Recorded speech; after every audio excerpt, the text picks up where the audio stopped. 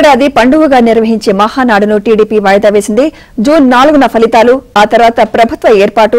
ఇలాంటి హడావుడిలో మహానాడు నిర్వహించే కంటే వాయిదా వేయడమే మేలని ఆ పార్టీ నిర్ణయానికి వచ్చింది. ఈ నెల 27, 28 తేదీల్లో ఎన్టీఆర్ జయంతి సందర్భంగా నిర్వహించే మహానాడు నిర్వహణ తేదీలను తర్వాత ప్రకటిస్తామని అధినేత చంద్రబాబు పార్టీ నేతలకు తెలిపారు. తెలుగుదేశం పార్టీ ప్రతి ఏడాది మే 27, 28 తేదీల్లో నిర్వహించే మహానాడును వాయిదా వేసింది. జూన్ 4న ఫలితాలు వస్తుండటంతో అంతకు 3 రోజుల ముందు మహానాడు నిర్వహిస్తే ఇబ్బందులు ఎదురవుతాయని పోటీ చేసిన పలువురు అభ్యర్థులు చంద్రబాబు దృష్టికి తీసుకువెళ్లారు.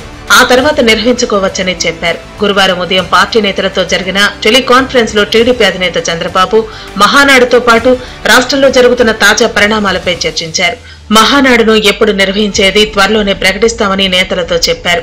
ఓట్ల లెక్కింపులో కూటమి విజయం సాధించబోతుందని, ప్రభుత్వం ఏర్పాటు, ఇతర హడావుడి కూడా ఉంటుందని అన్నారు. మహానాడు నిర్వహణపై ఎన్నికల్లో పోటీ చేసిన అభ్యర్థులతో పాటు పార్టీ నేతలు వ్యక్తం చేసిన అభిప్రాయాలతో ఏకీభవించిన చంద్రబాబు మహానాడును వాయిదా వేశారు.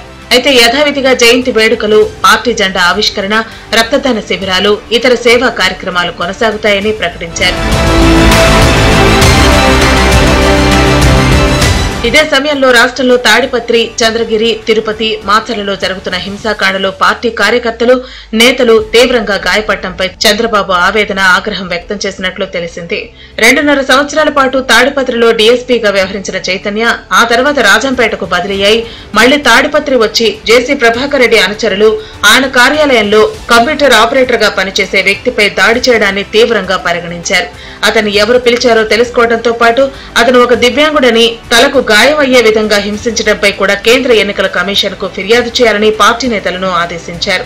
సీఎస్, డీజీపీని కేంద్ర ఎన్నికల అధికారులు పిలిపించారని నేతలు చెప్పగా పోలింగ్ అనంతరం హింసను అరికట్టడంలో పోలీసులు విఫలమయ్యారని చంద్రబాబు మండిపడ్డారు.